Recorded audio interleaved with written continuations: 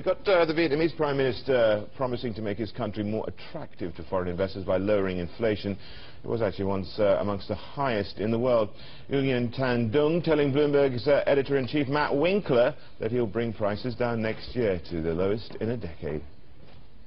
On strengthening and stabilising the macroeconomy, controlling the inflation to be lower than 2012 at 6% in 2013, and we will maintain to stabilise the Vietnamese currency value.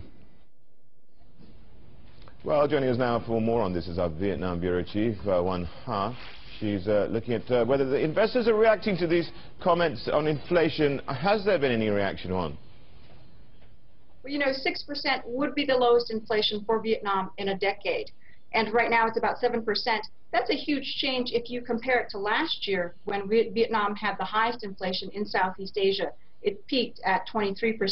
We spoke to Peter Ryder. He's the chief executive of Indochina Capital. They're a fund manager here. And he says that if Vietnam is able to bring down inflation to 6%, it would help Vietnam's image significantly with foreign investors. What message, though, does the Prime Minister have for foreign investors?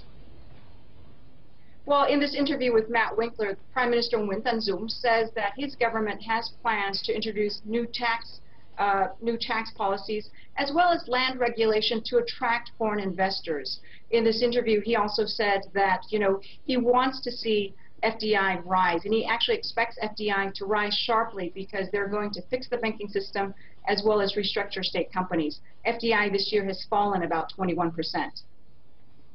Well, that's the thing, isn't it, here, Andrew? A lot of investors have been concerned about the banking system there. And what can they do at the moment to engender some sort of confidence in it? Well, you know, Vietnam right now does have the highest level of bad debt in Southeast Asia. And the Prime Minister has said that that is the single biggest obstacle to growth. In fact, it's hurting growth.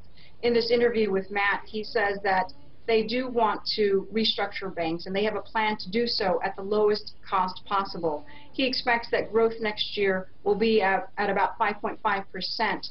And, you know, I mean, for most countries, that's a pretty good figure. Here in Vietnam, economic growth is expected to be at about 5.2% this year.